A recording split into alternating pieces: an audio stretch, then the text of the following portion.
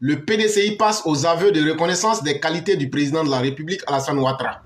Et là, écoutez très bien ce sujet-là. Depuis un certain temps, certains font des comparaisons. Le Thiam en question, c'est comme Alassane Ouattara, etc., etc. Mais on va vous expliquer aussi d'autres versions de ces mêmes propos-là pour que vous compreniez les différents aspects. Et ça va vous aider dans l'avenir à comprendre les analyses et à pouvoir mieux vous situer. Petit 1. La reconnaissance inconsciente de sa culpabilité. Personne n'est ce qu'il compte être, mais ce qu'il cache de lui-même. Le PDCI cache la réalité de la légitimité de celui qu'il souhaite comme leur candidat en espérant lui donner une ressemblance par comparaison au président de la République, son Excellence Alassane Ouattara, pour qui le temps mis pour se construire est son bien le plus précieux. Ce temps est aujourd'hui à la fois sa monnaie et son juge à la tête de notre pays. Aujourd'hui, les gens comparent le président Ouattara à Thiam, mais ce qu'ils oublient, c'est que la première chose qui saute à l'œil, si Ouattara est tellement important qu'il devient aujourd'hui la mesure de la compétence en Côte d'Ivoire, ça veut dire que le PDCI reconnaît aujourd'hui qu'ils ont péché contre le président Ouattara. Parce qu'en réalité, un être humain n'est pas ce qu'il veut être, mais un être humain est d'abord ce qu'il cache en lui-même et qu'il révèle. C'est ça sa véritable nature.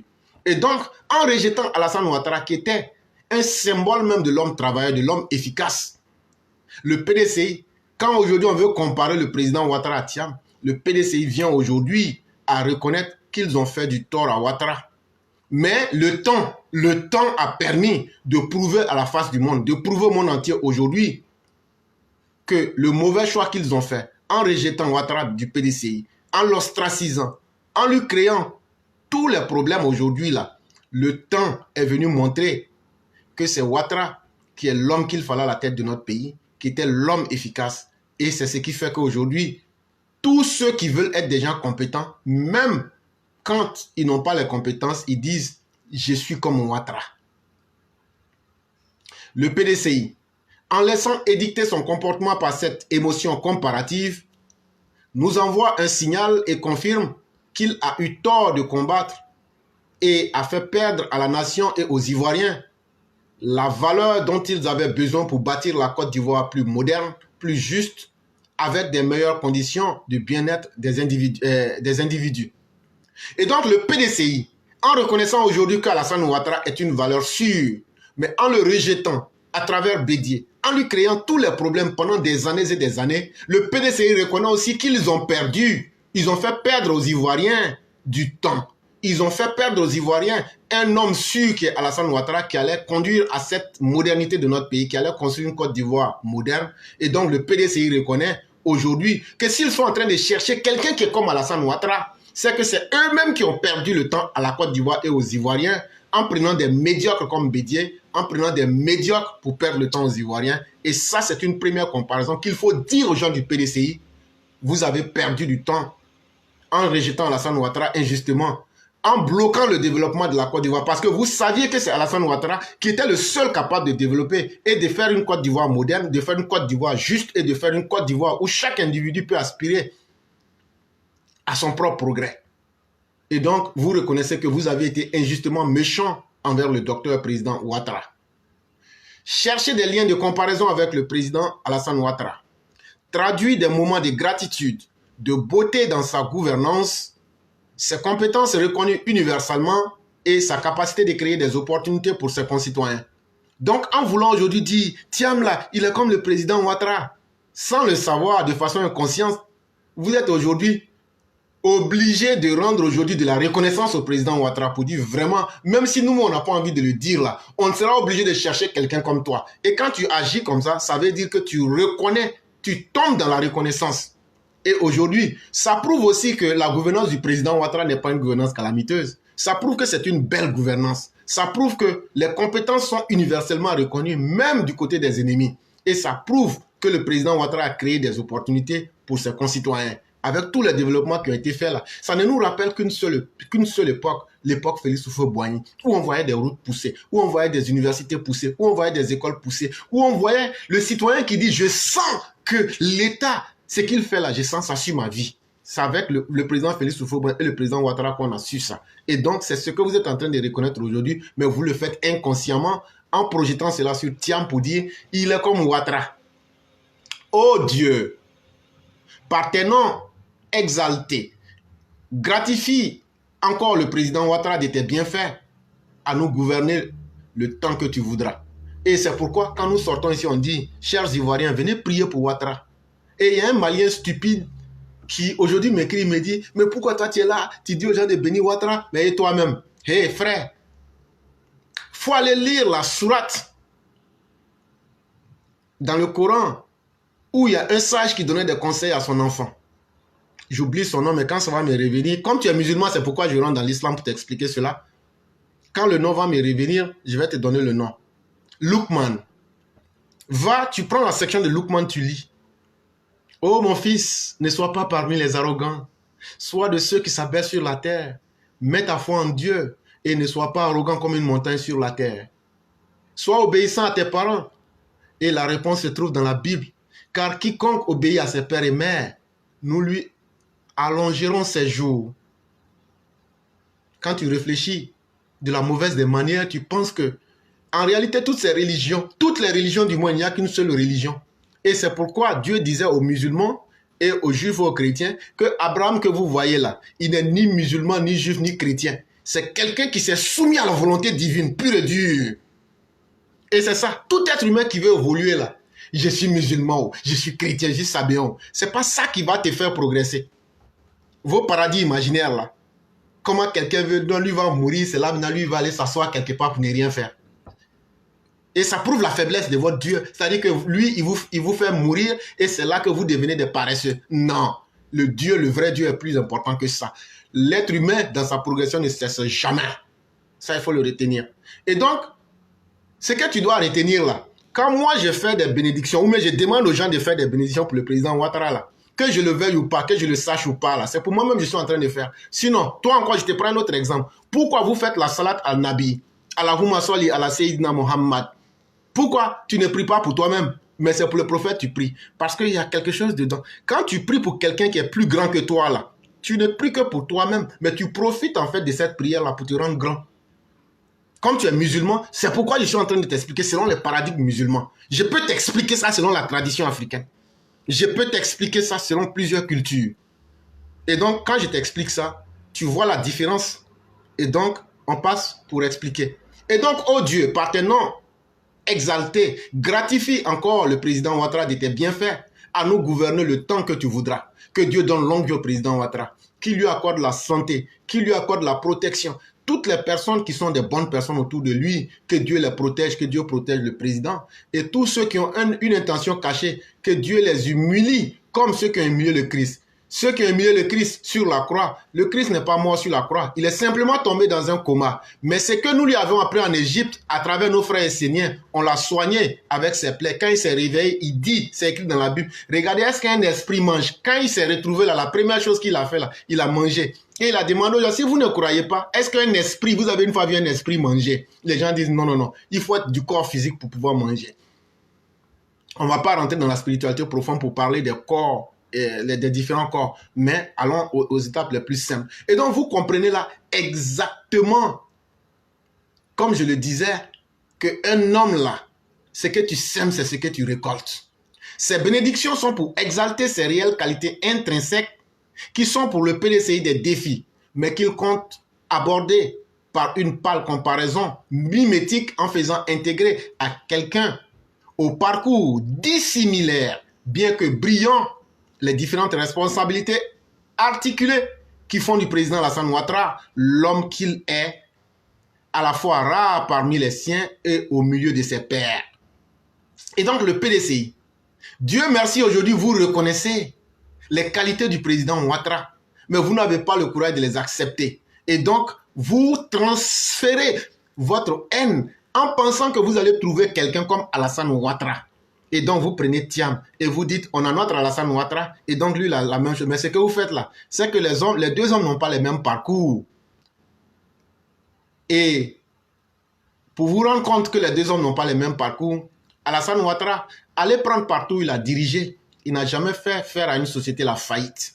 Mais aller prendre Thiam partout où il est passé, il a fait faire des faillites à ces sociétés. Voilà d'abord une grande différence entre les deux. Et donc, c'est ce qui fait que vous ne pouvez pas les comparer. Et aussi, le président Alassane Ouattara est un homme rare parmi les Ivoiriens, mais aussi parmi ceux qui sont des présidents. C'est pourquoi c'est un homme qui est jalousé. C'est pourquoi même les présidents africains, là, rares sont ceux qui ne sont pas jaloux du président Ouattara. Et parmi les Ivoiriens, là, un homme comme Alassane Ouattara, c'est une exception qui est tellement rare que même dans les imaginaires, il était difficile de concevoir un tel homme. Et c'est ça, naturellement, aujourd'hui, vous voyez, tout le monde est contre les Ivoiriens. Les Ivoiriens sont arrogants. Les Ivoiriens, c'est quoi? Mais c'est parce qu'on a un grand président. On a un président qui est une pièce rare. Et vous voulez que l'on se comporte comme des tas d'ordures? Pas du tout. On est à l'image de notre président. Et donc, c'est ce qui fait que la fierté, là, avec le président Ouattara, là, fierté a débordé dans notre corps. C'est ça qui est la vérité. Et donc, ça va faire mal aux autres. Quand moi, je suis là, dans mon pays, un ministre va s'arrêter. Il dit, je veux que vous finissiez le travail en fin novembre. Je veux que ce travail finisse en 45 jours. Et je suis là, un simple citoyen comme moi, je suis écouté. Vous voulez que je ne sois pas heureux? Moi, un simple citoyen, je suis écouté. Toi qui nous écoutes là, quand tu viens parler, le gouvernement prend acte. Le samedi, il y a quelqu'un dont je ne dirai pas le nom qui est venu ici donner des feuilles de route. Vous voulez quoi? Mais ça, la fierté de ça là, tout le village va sentir ça. C'est comme ça. Moi qui ne suis rien, quand les officiels te reçoivent, mais qui ne sera pas content s'il est reçu par le pharaon? Et donc dans la vie là, tout le monde ne peut pas être roi. Mais quand le roi te reçoit là, la joie de ça au village, ça là, ça va te rendre fier. Et ça là, nous on aime ça. Donc ne nous blaguons pas. Nous là, notre fierté là, ça nous déborde. On ne peut pas. Nous on a le numéro 1. Et ça là, tout le monde va sentir ça. Quand on avait Gbagbo là, est-ce qu'on était fiers comme ça? Quand on avait Bédié là, nous on se cachait. Il y a des Ivoiriens qui disaient qu'ils étaient haïtiens. Mais aujourd'hui là, c'est aujourd'hui on sent qu'on est Ivoirien. C'est aujourd'hui on sent que Ivory Coast is back. Comme le président l'avait dit. Et ça là, on va faire la fierté là jusqu'à le monde va nous sentir. C'est pas encore fini. Il y a le deuxième axe du sujet. L'anxiété pour trouver une ressemblance au profil du président Alassane Ouattara. Et donc, ils sont dans une inquiétude. Le PDC aujourd'hui, là, eux, ils savent qu'ils ne peuvent plus adopter le discours identitaire. Ils savent qu'ils ne peuvent plus rentrer dans la xénophobie. Ça leur a coûté la désintégration du PDCI. Quand le PDCI a perdu le Nord, là, PDCI, c'est fini. Et aujourd'hui, là, le PDCI se cherche dans le V baoulé qui est devenu le WRHDP PDCI. Puisque c'est divisé, 2 V font W. Et donc aujourd'hui, là, ils sont dans une inquiétude. Comment on va faire pour trouver quelqu'un? On va lui dire, bon, il faut essayer de te comparer à Ouattara. Là, quand c'est comme ça va tromper un peu les gens. Et puis maintenant, on va avoir peut-être de l'auditoire. Ne soyez pas surpris qu'il parte dire que Thiam est devenu musulman. Mais tout ça, là, ça ne nous intéresse pas. Ce n'est pas la religion qui nous intéresse. C'est la capacité de l'homme qui nous intéresse. Et je vous ai dit, quelqu'un qui dit économiste, qui a toujours fait tomber les banques, et qui s'appelle Thiam, et Alassane Ouattara qui a toujours relevé les économies, c'est deux choses qu'on ne peut pas comparer. Et donc, ils sont dans une inquiétude. Comment trouver quelqu'un qui ressemble au profil du président Ouattara? Ça, c'est la stratégie du PDCI. Pour lui ressembler, il ne s'agit nullement de se contenter des comparaisons surfaciques, par des discours sur des cheminements comparés qui, malheureusement, pour les comparateurs, révèlent d'une approche dont l'apparente apparence dissimule bien des équivoques. Et donc, il faut comprendre qu'on ne peut comparer que ce qui est comparable. On ne peut pas comparer deux choses diamétralement opposées. Et je vous ai donné plusieurs exemples. Alassane Ouattara, là, de 93 jusqu'en 2010, il a subi les braises de la politique ivoirienne. Et il n'a jamais fui. Jusqu'au point même, il allait dire un jour ici, que lui-même, là, si c'est lui qu'on veut tuer, puis la Côte d'Ivoire aura la paix, là, lui va se livrer, on va le tuer. Alassane Ouattara a fait ça. Il n'a pas fui la difficulté. Mais Thiam, là, dès qu'il y a eu coup d'état, là, il a gagné en temps. Et bizarrement, comment est-ce qu'on peut faire confiance à quelqu'un qui est un peureux? Simple Bédié qui est mort, là. Bédié a menacé Thiam, Thiam a fui. Tout dernièrement, un moment, il dit, je vais venir, là. Bédié l'a menacé. Il dit, lui, il ne revient plus. C'est un gros peureux en plus. Alors que Ouattara, là, c'est un tueur de lions.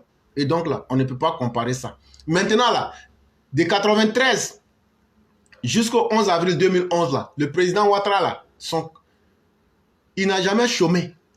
Même quand il était en Côte d'Ivoire, là, il a travaillé pour la Banque du Vatican. Il a travaillé pour les fonds saoudiens. Il a travaillé pour les fonds du Qatar. Il a travaillé pour plusieurs grandes institutions dans le silence le plus absolu. Mais Thiam, depuis que tu as quitté, tu as fait tomber le Crédit Suisse, là, il y a qui t'a pris pour travailler? Il faut expliquer ça. Donc là, on ne compare pas un chômeur à un travailleur endurci. On ne compare pas le chômeur Thiam au travailleur endurci. Jusqu'au point où son ennemi le plus acharné, Laurent Gbagbo, va reconnaître que vraiment Alassane Ouattara est un travailleur.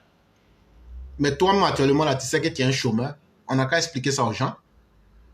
Et donc, comme vous voulez faire les comparaisons, là, on va vous faire sortir les éléments comparables et on va vous montrer que ce sont des choses opposées. C'est ce que je suis en train de faire.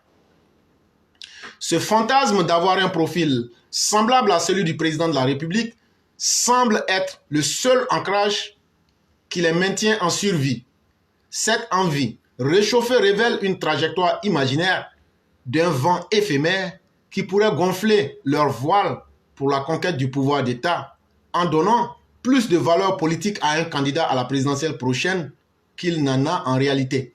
Et donc, ils sont en train de mettre Thiam, un homme qui n'est pas courageux, un homme qui est couramment un chômeur en ce moment, un homme qui est un ruineur des banques. Ils sont en train de le gonfler, comme de la manière les bateaux avant, là, ils avaient des voiles, là, et c'est le vent qui les dirigeait. Donc, vous voyez, le voile, là, ça gonfle, ça devient gros. Plus le vent est fort, le bateau va vite. Et donc, ils sont en train de gonfler un homme qui n'est pas un homme courageux comme Ouattara. Ils sont en train de gonfler un homme qui n'est pas un homme constant comme Ouattara. Ils sont en train de gonfler un homme qui dit « Je ne suis que le petit-fils d'Oufoué ». Et c'est ça. Alors qu'Alassane Ouattara n'a pas besoin de nous rappeler qu'il est le petit-fils de Sékou Sanogo. Il nous a toujours dit « Allez prendre les propos du président ». C'est ce que je vous dis. Moi, là, le président, là, ses discours, il dit « Je suis Alassane Ouattara ». Qui se souvient de ces discours-là? Mettez, si vous vous souvenez, il dit, je suis Alassane Ouattara, je ne suis pas mon père, je ne suis pas mon grand-père, je suis moi-même. Et c'est comme ça que le Christ a dit, vous ne me reconnaissez pas, je suis la voie qui vous conduit au Seigneur. C'est ce que le Christ a dit au peuple d'Israël. Vous ne vous souvenez pas de moi. Tout ce que vous avez fait dans le temple là, toutes ces machinations-là, je suis venu là pour tracer la voie. Vous n'allez pas accepter. Et c'est ce qui étonne les musulmans. Ah non, on dit que Jésus, quand il était petit, il parlait. Faut quitter. Et c'est ça qui est devenu votre miracle. Bon, moi, je vais déconstruire votre miracle là. Hey, il y a des enfants qu'on appelle les enfants surdoués. Ah ah. Et donc là, ça n'a pas commencé aujourd'hui. C'est vrai, il était petit. Il n'a pas violé les règles pour dire, comme je suis né, je n'ai pas la main. Non, non, non, non. Quand il était enfant là, il posait des questions qui étonnaient les grandes personnes. L'enfant Jésus, il posait des questions qui étonnaient les grandes personnes. Quand un enfant arrive au moment de parler là, et puis il a 7 ans, 8 ans, et puis il demande par exemple, Dieu c'est quoi? Et que les grandes personnes n'arrivent pas à répondre, on commence déjà à surveiller l'enfant là. Il a 7 ans, mais il pose des questions bizarres. Hein? Quand l'enfant a grandi, les mêmes pharisiens sont venus lui poser la question. Il dit, mais il y a une femme là, elle a marié 7 frères. Maintenant, elle est morte là. Elle va appartenir à qui? Ah, quand une fois que tu meurs là, tu quittes qu'un corps. Ça là, c'est un corps éphémère. Et donc là, tu rentres dans le corps spirituel. Et c'est ce que les musulmans appellent le barzakh, la phase transitoire. Et après ça, vous aurez encore d'autres corps successifs. Et ceux qui sont des musulmans, souvenez-vous, il y a un hadith où le prophète a dit à une dame que tu n'entres pas, les vieilles personnes n'entreront pas au paradis. Et la dame a pleuré. Et il a dit non, ce n'est pas avec ce corps physique. Et donc, ça veut dire, il faut bien se poser la question, ça sera avec quel corps? Ça sera avec un corps qui est inscrit dans une autre dimension d'évolution. En réalité, l'évolution ne s'arrête pas. Quand je dis éclaireur, oui, où tu es? Je suis là. Je c'est qui? Je, est-ce que c'est mon corps physique? Non, si je meurs, mon corps sera à la morgue. Mais est-ce que je n'existe pas toujours? Je existe toujours. Mais il existe sous quelle forme? C'est là que vous allez comprendre que le jeu là, c'est ça qui est vous. Et ce vous là, demandez-vous bien la question. Avant votre création physique, est-ce que ce jeu là existait? Il était comment? Avant de devenir corps physique aujourd'hui, etc., etc. Et donc après, la séparation de ce corps physique-là, ce jeu-là devient quoi? Si ce jeu n'a plus d'importance et qu'il ne doit plus exister, ça veut dire que Dieu est faible. Donc, c'est plus profond que tout ce que les gens imaginent.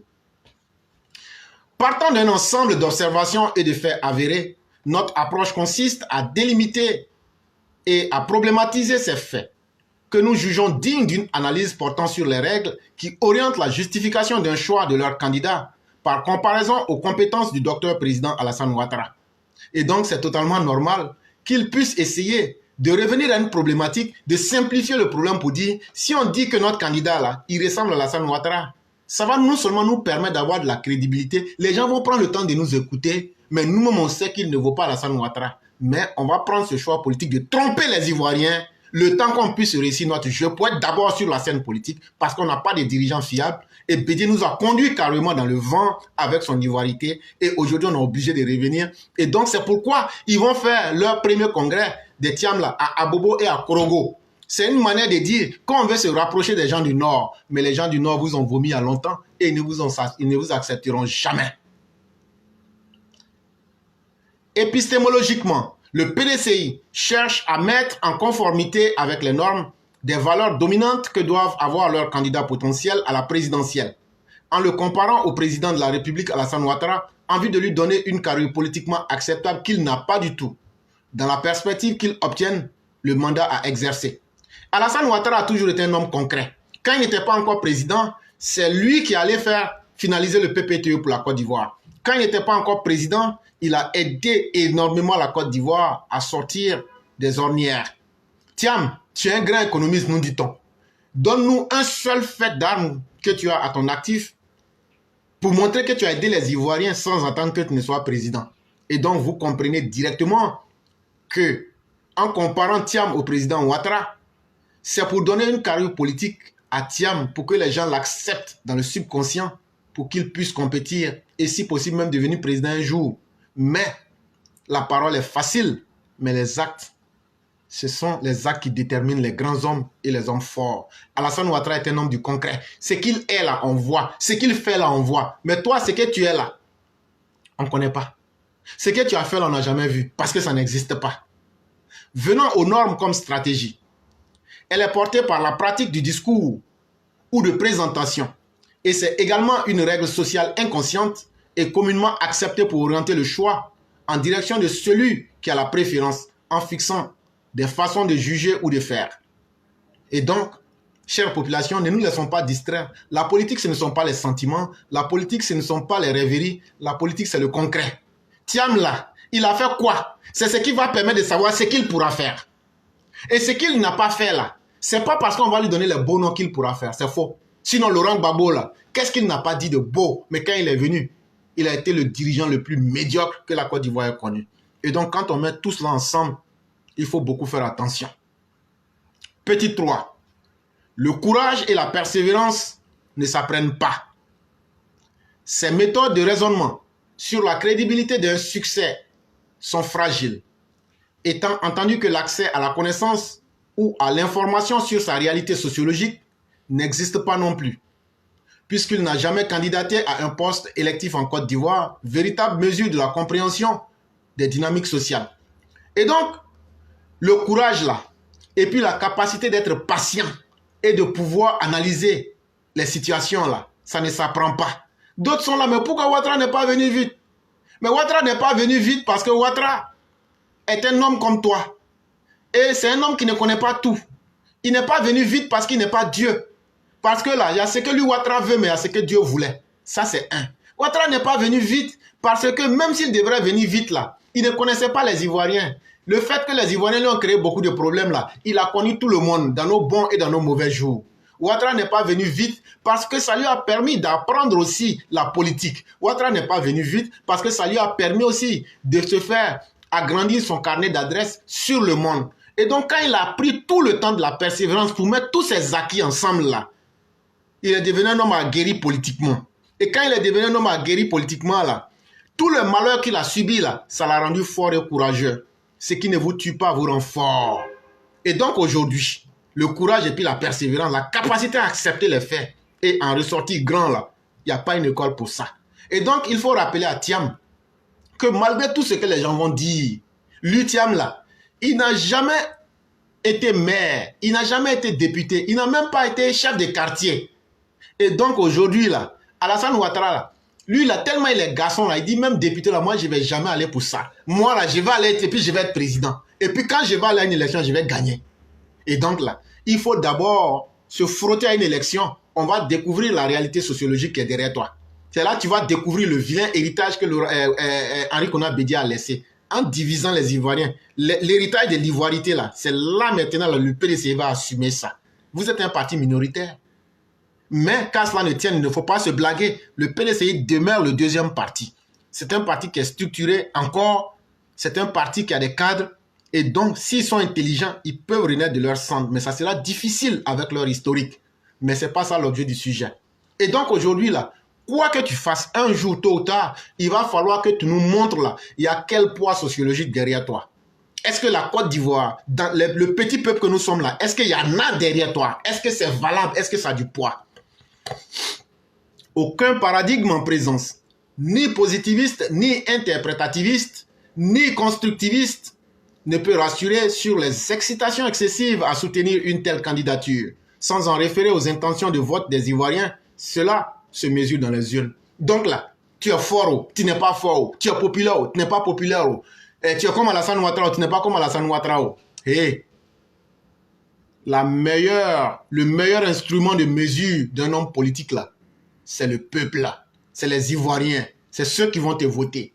C'est ce qu'on appelle le capital politique. Et donc là, un homme politique qui a de la capacité là, c'est devant le peuple qu'on découvre ça. Al Gore, diplômé de Harvard University, homme brillant, 2 fois sénateur, vice-président des USA, homme d'affaires prospère, n'a pas pu succéder à Bill Clinton face à George Washington Bush, qui avait le mérite de vouloir mettre fin aux velléités de menaces dans le golfe de Saddam Hussein en Irak. Et donc là, si ce sont les diplômes, si ce sont les grands mots ou bien les prestiges qui font un homme et puis il devient ce qu'il veut là, on t'a cité l'ancien vice-président Al Gore. Lui là, il a fait Harvard University. C'est un homme brillant. Il a été 2 fois sénateur, donc élu. Il a été vice-président des États-Unis. C'est un homme d'affaires prospère. Il voulait succéder à Bill Clinton. Mais George Bush, un homme qui parlait difficilement, un homme qu'on aurait pu négliger, l'a battu proprement. Voilà. Donc là, ce qui intéresse le peuple, ce n'est pas ce que tu es, mais c'est ce que tu peux leur apporter. Parce que le peuple n'est pas bête. Le peuple est content, quelqu'un qui lui donnait à manger. Le peuple ne demandait pas beaucoup. C'est comme ça. Nous, on ne réfléchit pas beaucoup. Nous, on gagne quoi à manger? Est-ce qu'on sera heureux? Si c'est oui, là, même si tu es un mouton, là, on va te voter. Parce que nous aussi, on connaît notre avantage. Ceci pour dire que ce n'est pas le prestige des conditions favorables qui prime en politique, mais la reconnaissance d'un peuple dans une lutte. Et donc là, un homme politique là, ce qui fait que les gens vont être reconnaissants là. Soit tu as été proche d'eux dans les moments difficiles, et les gens se sont dit, bon, comme c'est comme ça, le monsieur là, il peut être un bon leader, mais pas un fuyard comme Thiam. Et maintenant, comme le moment est bon maintenant, tu viens maintenant. C'est aussi un homme qui a été un homme politique, qui a lutté avec les populations, quand les populations lui ont fait confiance. Comme de la manière nos parents ont fait confiance à Houphouët-Boigny, au Lamizana et aux dirigeants du RDA, du Rassemblement démocratique africain en 1946. Comme de la manière, les peuples ostracisés de la Côte d'Ivoire ont fait confiance au docteur Ouattara qui a dit, bon, je prends garant, je donne mon dos. Même si on déterre ma maman, même si on vous tue là, moi je vais me battre jusqu'au bout. Tu penses que les gens vont suivre un lâche? Quelqu'un Bédié prend son téléphone, et si tu arrives à Yamoussoukro, tu verras. Et puis il dit, non, je ne viens pas. Tiens là. Donc là, il n'y a aucun lien de reconnaissance entre toi et le peuple. Toi, tu es riche, tu es important, tu es intelligent. Tout ça, c'est pour toi seul. Tu es petit-fils du faux. Tout ça, c'est pour toi seul. Ce n'est pas pour nous. On ne peut pas t'arracher. On s'en fout de ça. Tu as quelle crédibilité? Il y a quoi qui nous force à savoir que tu as été là à un moment difficile où on avait besoin de toi? C'est au moment où tout est facile, où tout est déjà réalisé. C'est là maintenant que toi, tu es devenu important. Tu veux venir maintenant. Je suis comme celui qui a tout fait. Tu n'es pas comme celui qui a tout fait parce que tu n'as jamais rien fait. Parce que tu n'as jamais eu le courage de t'assumer. Parce que tu n'as jamais eu le courage d'être en situation. Comme disait Sartre. Venons-en à la comparaison. Pour parler du président de la République Alassane Ouattara, l'on ne peut que survoler ou écrire d'une main tremblante ses innombrables valeurs, surtout de son courage et de son humanisme, qui ne correspondent pas à un phénomène que l'on peut systémiser. Si on doit parler de la bonté du président Ouattara, si on doit parler de l'humanisme du président Ouattara, allons doucement. On ne peut pas écrire. Parce que si tu veux écrire là, ta main va trembler. Et les gens vont te frapper. C'est Ouattara qui dit, pardonnez, les Maliens là, ils m'ont insulté. Il se cache derrière nous, il s'en va là-bas, il dit, bon, pardonnez-les. Je vous ai dit ça à Accra ici. Non, acceptez. Ces mêmes Maliens qui Accra, ils ne disent pas que c'est Ouattara qui a lutté pour eux, ils viennent insulter Ouattara. Quand les Maliens disent que c'est Ouattara qui fait embargo là, c'est qu'ils les trompent là. En fait, quand l'embargo a été pris, et j'ai déjà fait une émission sur ça, c'est à Accra ils sont allés pour décider s'ils vont lever. C'est la parole de Ouattara. C'est Ouattara qui s'est mis comme garantie pour dire lever l'embargo. Moi, j'assume les conséquences. Et c'est ce qui leur a fait penser que c'est Ouattara qui a mis l'embargo. Alors que non. C'est eux tous qui ont pris, mais c'est lui qui a pris. On dit, oh, si ça se passe mal. Mais ça s'est mal passé. Mais c'est le président Ouattara. C'est pourquoi les Maliens pensent que c'est le président Ouattara qui met les embargos. Et une fois que cet équivoque est levé là, c'est son humanisme qu'il voulait prouver. Aujourd'hui là, avec tout ce que vous faites là, on aurait pu vous couper le courant. Normalement, c'est un bien nécessaire qu'on ne doit pas couper selon certains accords de la CEDEAO. Mais si on était un peuple méchant là, on aurait pu couper le courant pour dire que non, il y a des difficultés, donc ça fait que le courant ne suffit pas. Et puis on aurait pu vous mettre en mal. Mais le président Ouattara ne fera pas ça. Dans ça encore, on est là, il allait construire des maisons, des trucs là-bas à la frontière. On dit, viens, mais il y a quoi? Il dit, ce sont des humains. Oh. On regarde, viens, là, il continue. Dans ça là encore, là, ils sont là encore. Tiani, et tous là, ils viennent la nuit à Abidjan pour demander pardon au vieux. Mais après, ils s'en vont l'insulter. Mais le vieux l'encaisse tout ça. Tout ça, est-ce qu'on peut écrire? Mais toi, c'est dans les faits qu'on reconnaît les grands hommes. C'est en face des situations qu'on reconnaît les grands hommes. Mais toi, on ne t'a jamais insulté. Toi, tu n'as jamais été dans une situation difficile. Et c'est là que quand je vois certaines personnes, le monde là, il y a beaucoup de choses à découvrir. Est-ce que vous les musulmans là, Dieu n'a pas dit que quelqu'un ne peut pas devenir un prophète s'il n'a pas connu le mariage? Dans les lois pour être un prophète là, il faut avoir été marié. Il y a un prophète, vous dites qu'il ne s'est jamais marié, qu'il est mort à l'âge de 33 ans. Donc c'est qu'il n'était pas prophète. Je vous laisse aller réfléchir sur ça. Voyez-vous, on ne peut pas tromper le monde. Et toutes les vérités, on va les faire sortir. On va mettre ça devant tout le monde pour rendre les gens intelligents. Cette situation nous met en face d'une difficulté d'autant plus grande que l'on tente de la saisir. Appréhender les choses de son point de vue, c'est-à-dire celui de la hauteur par rapport aux événements qui se sont produits dans sa carrière politique, sa démission du poste d'un des hommes les plus influents du monde, c'est-à-dire au FMI, pour se battre auprès des siens en tant qu'opposant contre la méandre d'exclusion d'une partie des Ivoiriens qui l'ont suivi, était une aventure hypothétique. Quand le président Ouattara a quitté le FMI, il est venu se mettre derrière ceux qui voulaient combattre l'ivoirité là. C'est la vie. Il n'y a rien qui est écrit dans le marbre pour dire, si tu fais ça là, ça va marcher. Ça pouvait marcher comme ça pouvait échouer. Mais il a pris le risque.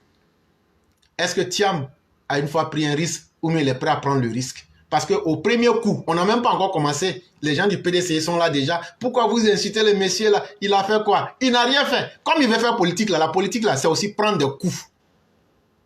Le président Ouattara a su sculpter dans l'adversité le courage et la persévérance. Il a transformé tout cela en sagesse et en une force d'intelligence pour parvenir à son objectif d'être le président de la République de Côte d'Ivoire. Nous tous là au RDR, RHDP là, tout le monde sait que le vieux là, c'est un Dangoro. Tout le monde sait que le vieux là, c'est un Gangamba. Parce que nous tous on crie, mais quand le vieux prend une décision là, après nous tous on crie Madou. Tellement c'est yes. C'est ça aussi un homme fort. Est-ce par une philosophie, un concept hypothético-déductif ou par une inspiration divine qu'il a réussi à transcender les obstacles d'atrocité dressés sur son chemin? Nous ne saurions y répondre, sauf à croire en une vision qui a structuré ses décisions. Ces processus et ces pratiques qui séduisent encore toutes les vies conscientes et inconscientes de notre société. Et donc Ouattara n'est pas un prophète, ce n'est pas un homme supranaturel, c'est un homme normal, mais c'est un homme qui a compris le sens de sa vie, c'est un homme qui a compris ses capacités, il a transformé ses faiblesses. Quand il avait commencé la politique en 93, là, il avait une vision idéaliste, mais il a fini par connaître les réalités et à les situer correctement dans leur contexte. Et ça l'a formé. Et c'est ce qui a fait de lui un homme aujourd'hui qui est devenu, comme disait quelqu'un, une bête politique. Je le dis bien, Ouattara est une machine, une bête politique. C'est pourquoi il broie tous ceux qui se mettent devant lui, comme le Minotaure broyait les jeunes qu'on lui sacrifiait. Voici un champ de reconnaissance que le président de la République, Alassane Ouattara, a bâti dans la forge sans défaillir pour mériter la confiance des Ivoiriens. Même les ennemis du président Ouattara savent que c'est un homme dur, c'est un vrai garçon. Ah, eux-mêmes, ils le disent tous les jours, c'est pas moi je le dis. Oh. On ne les force pas aussi. Ils vont tourner jusqu'à ils viennent dire « Ah, Ouattara là, vraiment, c'est un garçon, c'est fort. » C'est ça. Quand ton ennemi même vient dire et reconnaître là, il n'y a pas meilleure reconnaissance que ça. Les gens du PPA, eux connaissent ça il y a longtemps. Hein? Gbagbo a dit Ouattara est un travailleur. Tous les jours, les gens du PPA même reconnaissent. Ils se sont ralliés en cachette. Tout. Mais c'est aujourd'hui, c'est le PDCI qui manquait là. C'est vous aujourd'hui qui allez venir compléter la liste.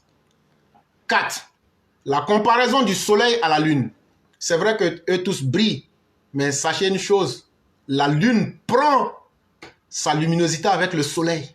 C'est ce que beaucoup peut-être ne savent pas. Quand vous voyez la lune briller là, c'est le soleil, c'est le reflet du soleil qui fait ça. Sinon la lune même ne brille pas. Outre cuidance de certains de nos compatriotes, à vouloir faire coïncider les caractéristiques exceptionnelles à celles de celui qu'ils veulent légitimer en combattant ses faiblesses d'un mal préparé politiquement sans jamais avoir été un opposant, ayant pour seul prétexte d'avoir été banquier helvétique et de disposer d'un carnet d'adresses comme si celui du président Ouattara Alassane était perdu. Et donc aujourd'hui, on veut nous comparer la lune et le soleil. Comme je vous l'ai dit, dans le fonctionnement des astres, si vous voulez on peut les appeler ainsi, la lune elle-même ne brille pas. C'est le reflet du soleil qui donne la nuit cette teinture-là au soleil, à la lune, qui fait qu'elle brille de temps à autre. Et donc, quand on voit l'arrogance de certaines personnes qui, sans le savoir, veulent faire coïncider la lune et le soleil pour dire il y aura un rapprochement entre la lune et le soleil, ils vont devenir un corps. Hey, ces choses-là, ça n'existe pas. On ne peut pas légitimer un homme qui est un homme faible. Est-ce que Thiam n'est pas un faible? C'est un faible. Est-ce que Thiam est préparé politiquement? Il est très mal préparé parce qu'il ne s'est jamais préparé politiquement. Est-ce que Thiam, on va me dire, mais est-ce qu'il faut être opposant? Non, mais il faut avoir été sur le terrain pour apprendre. Est-ce que Thiam, qu'est-ce qui fait qu'il est fort? Non, il a été banquier en Europe. Mais l'Europe, ce n'est pas l'Afrique. Il faut demander au président Ouattara. Le président Ouattara est le pur produit du capitalisme, de l'économie du marché. Mais allez regarder la politique économique qu'il applique actuellement. Il fait du capitalisme social. Le président Ouattara fait du capitalisme social. Il est capitaliste pur et dur, mais il a compris que nous sommes dans un environnement où il faut adapter cette politique-là en y mettant du social là-dedans. Et aujourd'hui, tout le monde voit ce qu'il fait à travers les filets sociaux, beaucoup de choses. Qui dans un système capitaliste, on ne ferait jamais ça. Chacun, en fonction de ce qui est créé là, les grands travaux là, chacun va lutter. Mais il tient compte de l'homme. Bon, toi, le grand banquier là, tout ce que tu as appris là, c'est chez les blancs là-bas. Mais tu n'as jamais été banquier chez nous en Côte d'Ivoire. Et puis, tes avantages de banquier là, nous, on n'a jamais vu ça. Donc là, ça ne nous intéresse pas. Ah non, il a aussi un carnet d'adresse. Bon, le carnet d'adresse de Ouattara qui est perdu là. Alors, on va aller chercher. Qui t'a dit que Ouattara a perdu son carnet d'adresse? Bon, ton carnet d'adresse que tu as là. Maman et puis papa de toi, ton carnet d'adresse là. Ouattara a lu son carnet d'adresse là depuis 1972. Depuis 1972 là, lui son carnet là, c'est rempli jusqu'à aujourd'hui. On va me dire qu'un président, quand Ouattara même n'était pas président là, son carnet d'adresse là, c'était plus lourd que pour toi. Maintenant qu'il est devenu président là, c'est devenu encore plus lourd. Mais avant ça là, comme lui l'a passé avant toi là, si on ajoute ça encore là, ça rend encore plus lourd son carnet d'adresse. Donc là, ça ne nous impressionne pas. Son courage se traduit par l'abandon des siens et suivi d'une déclaration de rénonciation à ne plus jamais faire la politique en 2000.